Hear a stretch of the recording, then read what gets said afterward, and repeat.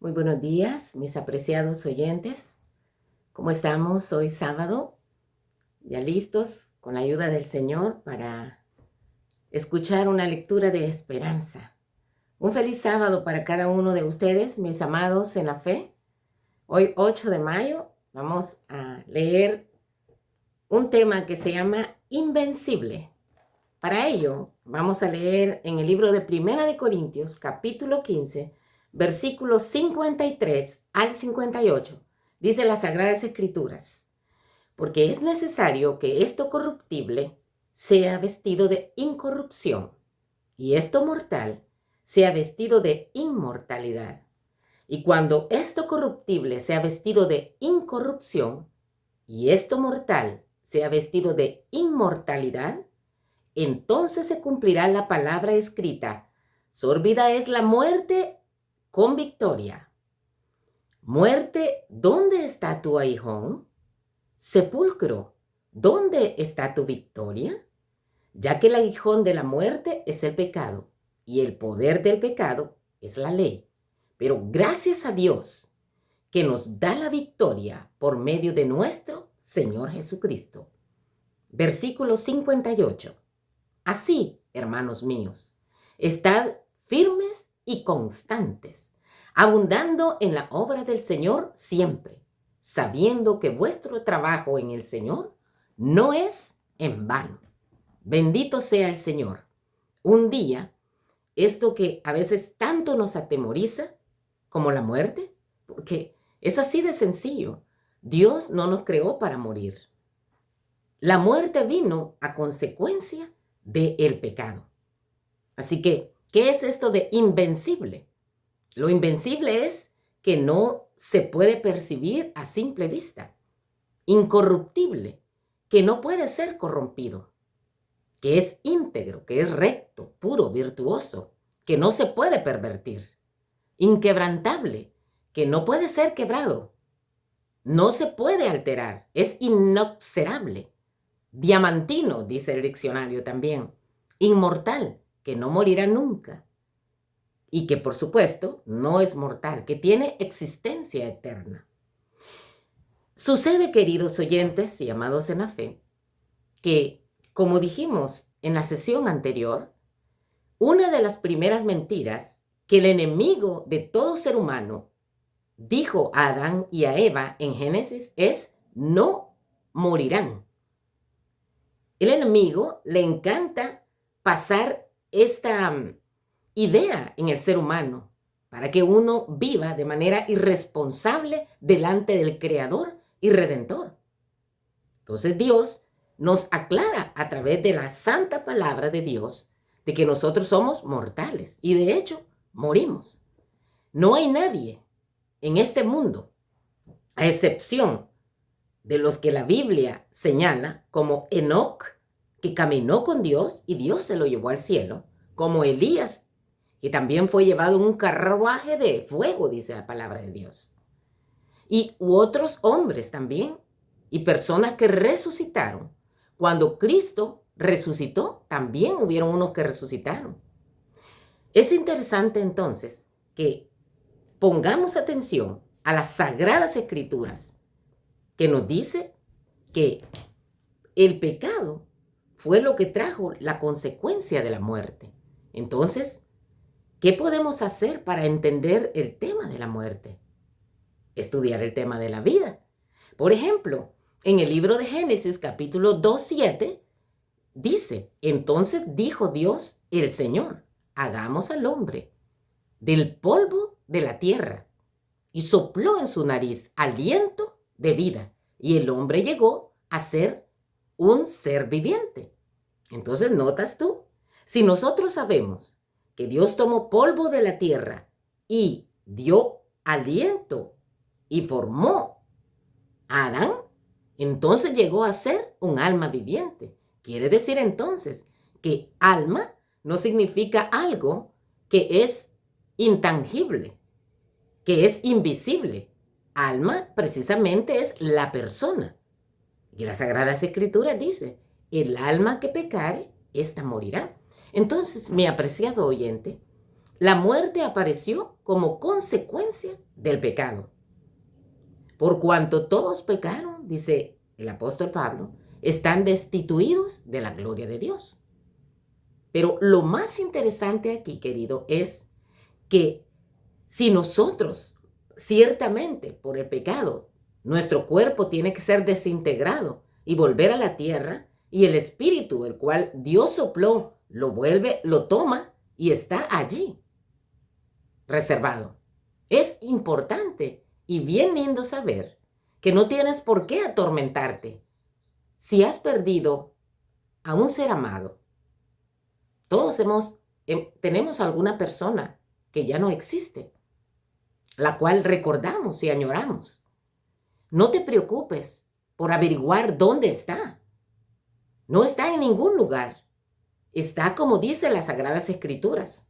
En Eclesiastés, capítulo 12, versículo 7 dice, el polvo, porque cuando el cuerpo se desintegra, que puede durar la desintegración aún desde 2 semanas hasta 2 años y un poco más, dependiendo de algunos factores ambientales como la temperatura, la humedad, la constitución de la persona.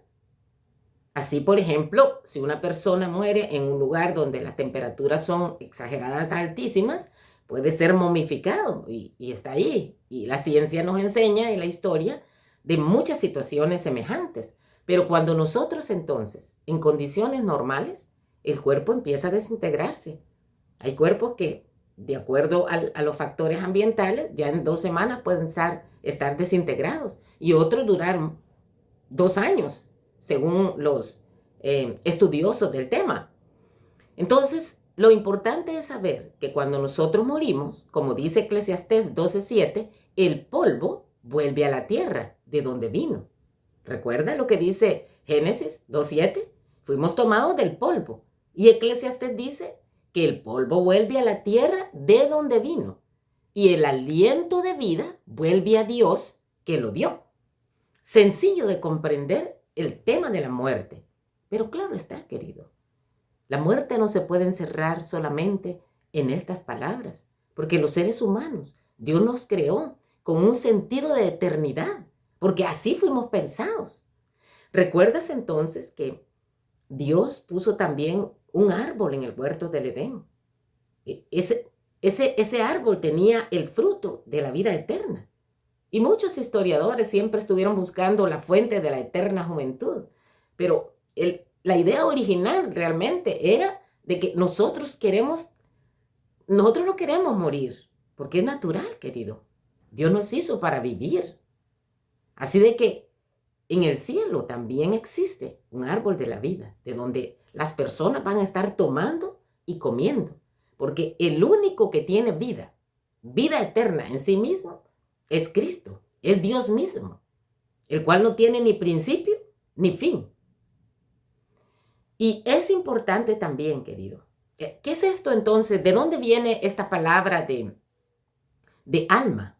Esta palabra viene del hebreo neuma y del hebreo nefesh, que significa en sentido de algo material, tangible, significa vida y se refiere a la persona, a la criatura en sí, y no es inmortal. O sea, morimos. ¿Qué es el alma? El alma no es algo que se te sale y anda volando por allí. Eso, querido, es filosofía. Nosotros los occidentales tenemos una influencia enorme de la cultura griega, de la cultura pagana, que de alguna manera fue introducida en el cristianismo. Pero bíblicamente hablando, el alma eres tú, soy yo. ¿Te das cuenta? Y es muy sencillo de comprender también, porque si vemos lo que dice Génesis, cómo fuimos creados, vemos lo que dice Eclesiastés, que cuando morimos, nos desintegramos, vuelve a la tierra. El espíritu vuelve a Dios, quien lo dio. Pero cuando Cristo venga nuevamente a la tierra, los muertos en Cristo resucitarán primero. Y eso es lo importante, querido. La muerte segunda. Porque la muerte segunda es tu elección y mi elección personal. Si yo acepto a Jesús en mi corazón y vivo una vida de comunión con Él y persevero hasta el final de mis días, Dios me va a dar la vida eterna. Porque ¿cuál sería el sentido de que Jesús venga a la tierra nuevamente si las personas que murieron están viviendo con Él en el cielo? No habría sentido. Y la palabra del Señor nos dice, en 1 de Tesalonicenses 4, que los muertos en Cristo resucitarán primero. ¿Para qué? Para ser llevados al cielo. Pero si cuando muere un cristiano se va para el cielo, para la gloria, ¿a qué va a venir Jesús entonces? ¿A quién va a venir a traer? La palabra de Dios dice, va a venir primero, van a resucitar los muertos en Cristo y luego los que estemos vivos. Si tú o yo estamos vivos cuando sea la venida de Jesús, el regreso de Él, pues vamos a ser transformados. Ya no un cuerpo corrupto como el que tenemos, que se pudre, que se daña, sino incorruptible. Vamos a ser invencibles. Ahí sí, niñitos y jóvenes que les gusta ver tanto, a veces algunas caricaturas de los superhéroes invencibles, ahí sí, cuando veamos a Jesús cara a cara, ahí sí vamos a ser invencibles, incorruptibles, inquebrantables e inmortales. Quiero contarte la historia de este personaje, del cual hay un libro muy lindo que se llama Invencible. Una historia de supervivencia, valor y resistencia durante la Segunda Guerra Mundial. Un libro que llegó a ser un bestseller. Luis tuvo una infancia difícil. Apoyado por la familia, se dedicó a entrenar arduamente. Dejó el alcohol y el tabaco. Así comenzó a ganar carreras. En 1934 superó el récord escolar en una milla y logró una beca en la Universidad del Sur de California. Compitió en los Juegos Olímpicos de Berlín en 1936 en la modalidad de 5,000 metros, clasificando en 8º lugar. Batió el récord de vuelta más rápida con 56 segundos. Era tan solo de 19 años. Samperini se alistó en el Cuerpo Aéreo del Ejército de Estados Unidos en 1941. Fue enviado a la isla del Pacífico como bombardero en 1943. Su avión se estrelló en el océano. Murieron 8 de los 11 tripulantes. Los 3 supervivientes, él, McNamara y Phillips, con poca comida y sin agua, subsistieron a base de agua, de lluvia, peces y aves que comían crudos, mientras se defendían por los bombardeos de los japoneses. McNamara murió después de 36 días en el mar. Después de 47 días a la deriva, Samperini y Phillips llegaron a la isla Marshall, donde fueron capturados por los japoneses. Allí fueron hechos prisioneros y severamente golpeados y maltratados hasta el final de la guerra en agosto de 1945. Años más tarde, Samperini aceptó a Cristo Jesús, se transformó en un predicador y salió a buscar a sus torturadores para ofrecerles perdón, y muchos de ellos fueron convertidos. Falleció a los 97 años, en julio del año 2014, en Los Ángeles. Esta es una historia, querido, definitivamente para imitar. Por el valor inquebrantable y su espíritu invencible, un luchador que pudo contra todo. Luchó contra todo. Prejuicios, injusticias, bombardeos, naufragios, hambres, tiburones, maltratos, ametralladoras, torturas, cárcel y odio. Y nosotros, mi amado, que me escuchas, nos deshacemos por una breve cosa que alguien nos haya dañado y empezamos a orar no para que Dios lo bendiga, sino que Dios le dé una gran maldición. No, Dios no quiere eso para nosotros. Este hombre nos da un gran ejemplo, querido. Cuando venimos al conocimiento de Cristo y a su amor, nos abrimos para todo el mundo. Y queremos que todos también conozcan las maravillosas bienaventuranzas del Señor, sus poderosas promesas que son para todos. Pablo dice que cuando Jesús regrese, esto corruptible se vestirá de incorrupción y esto mortal de inmortalidad. El aguijón que nos ha inyectado el veneno mortal será destruido totalmente. Ya no tendrás que llorar o tener miedo por alguien que va a pasar al descanso. La muerte va a terminar. ¿Sabes por qué? Porque fue el pecado el que originó la muerte. Entonces Jesucristo, cuando aparezca por segunda vez en el cielo, para llevar a todos los que le han esperado, que aman su venida, también va a terminar con el pecado. Por lo tanto, va a volver al estado original en que Jesús, en que Dios, el Espíritu Santo, pensaron a la humanidad, que fueran inmortales. Desde allí seremos inquebrantables, invencibles e inmortales para siempre. Es maravilloso estas benditas esperanzas. Cuando Jesús venció la muerte, resucitó y ascendió al cielo, en San Juan 14, 1 al 3, nosotros encontramos: no se turbe vuestro corazón, no se aflijan, no tengan miedo. ¿Creéis en Dios? Creed también en mí. En la casa de mi Padre muchas moradas hay. Voy pues a preparar lugar para ti, mi amado oyente, para ti, mi amado en la fe, para que donde yo esté, dijo Jesús, vosotros también estéis. El Señor anhela, querido, que tú estés junto a Él. El Señor no te quiere lejos de Él. Acércate, ven a Él. Él está tras de ti. Como dije ayer, el negocio más grande de la vida es entregar tu vida a Cristo Jesús, que solo te quiere salvar, solo te quiere bien, querido. Abre tu corazón, no te alejes más de Él. Acércate, déjate atrapar por ese amor inmensurable de Cristo Jesús. Muchos de los que duermen en el polvo de la tierra serán despertados, dice Daniel, capítulo 12, versículo 2 al 3. Unos para vida eterna y otros para vergüenza y confusión eterna. Entonces los sabios resplandecerán como el fulgor del firmamento, y los que enseñan justicia a la multitud como las estrellas a perpetua eternidad. Dios quiere, querido, darte eternidad a ti también. Un día todo va a terminar, inclusive la muerte.